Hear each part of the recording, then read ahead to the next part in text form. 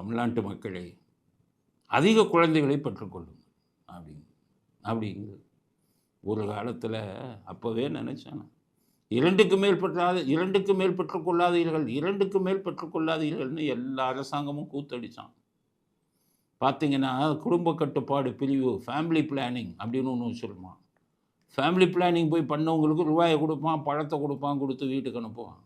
அப்போ வேணும்னு இந்த முட்டா பேர் யோசிக்க மாட்டேங்கிறாங்களே.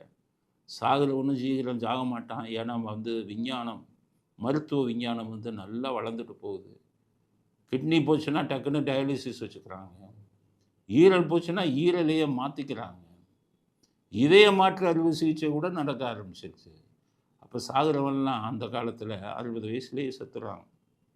அதனால தான் 60ஆம் கல்யாணம் வச்சாங்க அந்த காலத்தில். ஏன்னா 60 வயசு வரை உயிரோடு இருக்கிறது தம்பதிகள் கஷ்டம். 60ன்னு வச்சாங்க.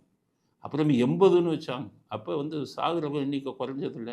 நீ பிறப்பு எண்ணிக்கையும் குறைச்சனா அப்போ என்ன ஆகும்? பிறப்பு எண்ணிக்கை குறைஞ்சதுன்னா ஜனத்தொகை பின்னாடி பிரச்சனைகள் வரும்ல. அதை யோசிக்கல ஒருத்தரும். போட்டான். இல்லை, அதிக குழந்தைகளை பெற்றுக்க. ஸ்டாலினே 2 தான் பெற்றிருக்காரு. ஆனால் நல்லது இந்த 2ஓடு நிறுத்தினார், உதயநிதியோட. உதயநிதிக்கு அப்புறம் பிறந்திருந்தா இன்னும் ஒரு 3-4 உதயநிதி வந்திருந்தால் தமிழ்நாடு கூட்டி என்ன ஆகும் பாருங்கள். ஒரு உதயநிதியோ 30,000 கோடி சம்பாதிச்சிட்டார். 2 வாரிசுகளே இப்போ மருமகனும் உங்களும் 30,000 கோடி. இன்னொரு 4-5 பத்து இருந்தாருன்னா என்ன ஆயிருக்கும் ஸ்டாலின்? 5ஆல் பெருக்கிக்குங்க, என்ன ஆகும்? கொட்டிச்சோராக இருக்கும் நாடு. அதே மாதிரி உதயநிதி 2ஓட நிறுத்திட்டார். ஒன்று இப்போவே லண்டனில் போயிட்டு கூத்தடிக்குது. இதை பெண்களோட உட்காந்துட்டு இதை வச்சுக்கிட்டு நல்ல வேலை 2ஓட நின்னது. அவர் இன்னும் 2-3 ஆம்பளை பையில பெற்றிருந்தாருன்னு வைங்க. கலெக்டர் கதியெல்லாம் என்ன ஆகும்?